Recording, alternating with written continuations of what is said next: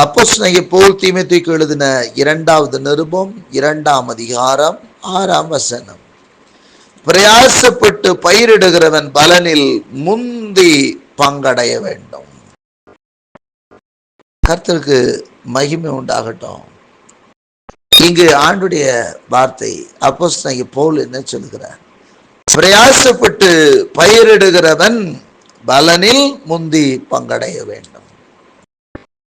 இப்ப எதுக்காக அதை சொன்னாரு அப்படின்னு பார்த்தீங்கன்னா, இதற்கு முன்பு இருக்கிற வசனங்களை நீங்க வாசிங்கன்னா தெரியும். ஒரு ஊழியக்காரருக்கு அவர் நல்ல ஆலோசனைகளை கொடுத்துட்டு வரும்போது கடைசியாக அதை சொல்றார்.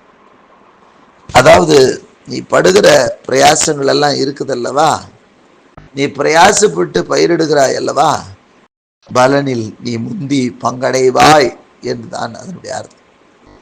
அங்க சொல்லும்போது ஆதலால் என் குமாரனே, நீ கிறிஸ்து இயேசுவுள்ள கிருபையில பலப்படு.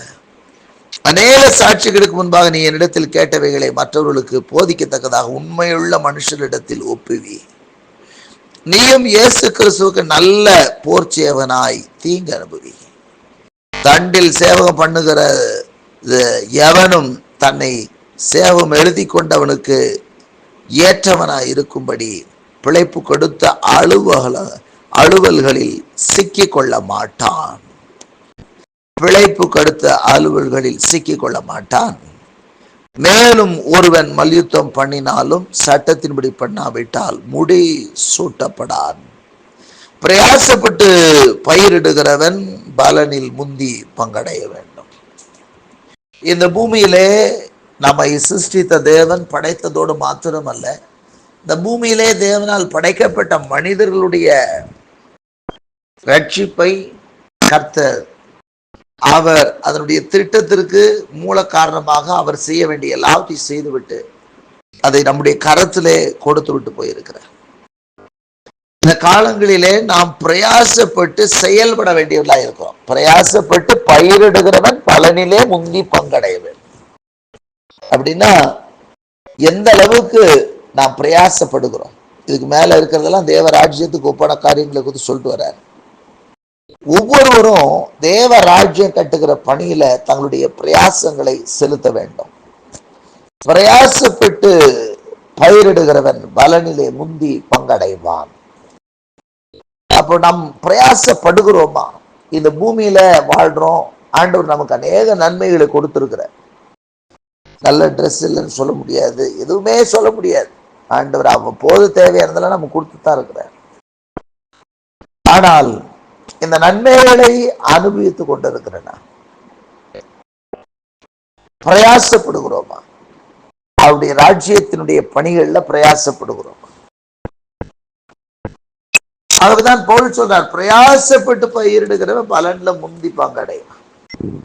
நீங்க ராஜ்யத்துக்கு மிகுந்த பிரயோஜனம் உள்ள பிரயாசமான பாத்திரமா இருந்தால் முந்தி நீங்கள் பலன் அடைவீர்கள். தேவ ராஜ்யத்திற்கு என்று இழந்தவர்கள் ஒருவர் வைக்கப்பட்டு போனது கிடையாது. ஆகவே இன்றைக்கும் கர்த்தருடைய வார்த்தை நம்மோடு கூட பேசுகிறது. நாம் ஆண்டவருடைய சமூகத்திலே பிரயாசப்படுகிறவர்களாக, பிரயாசப்பட்டு பயிரிடுகிறவர்களாக ஆண்டவர் நம்மை ஆசீர்வதிக்க முடியாது. நாம நோக்கி பார்ப்போம். பிரயாசப்பட்டு பயிரிடுகிறவன் பலனிலும் முந்தி பங்கடையவன். இந்த பூமியிலே நீங்கள் எந்த அளவுக்கு தேவ ராஜ்யத்துக்கு பிரயாசப்படுறீங்களோ அந்த அளவுக்கு தேவ ராஜ்யத்திலே உங்களுக்கு முக்கியத்துவம் இருக்கும். ஆகவேதான் ஆண்டவர் சொன்னார், இயேசு சொன்னார், யோவான் 14 சொன்னார், ஒருவன் எனக்கு ஊழியம் செய்தால் பிதாவானவர் கனமிடுவார். ஒருவன் எனக்கு ஊழியம் செய்தால் என்னை பின்பற்ற கடவன். நான் எங்கே இருக்கிறேன்னு அவனும் என் கூட இருப்பான், அவனும் அங்கே இருப்பான். அப்ப கர்த்தருக்கென்று நாம் நல்மனதோடு ஊழியம் செய்யும் போது நமக்கு பிதாவின் கனம் கிடைக்கிறது. பிதா நம்மை கனப்படுத்துகிறார். ஆகவேதான் இங்கே ஆண்டுடைய வார்த்தை சொல்றது, பிரயாசப்பட்டு பயிரிடுகிறவன். பிரயாசம் நம்ம எடுக்கணும். பிரயாசமே இல்லாம சும்மா ஒண்ணுமே நடக்கலன்னு சொல்லக்கூடாது. ஒரு காரியத்தை துவக்கும் போது அதுக்கான முயற்சிகளை எடுக்க வேண்டியது நம்முடைய கடமை. காரியங்களை வாய்க்க பண்ணுகிறவர் கர்த்தர். செயலாற்ற வேண்டும். நாம் செயல்படுவோம் என்று சொன்னால் நம்மை செயல்படுத்த கர்த்தர் தம்முடைய ஆவியின் பலனை தந்து ஆஸ்வதிக்க வல்லவராயிருக்கிறார். ஆகவே இந்த நாளிலும் கூட நீங்கள் பிரயாசப்பட்டு நீங்கள் பயிரிடுவீர்களானால் பலனிலே முந்தி நீங்கள் பங்கடைவீர்கள். பரலோகத்தில் மிகுந்த பொக்கிஷம் உங்களுக்கு உண்டாயிருக்கும்.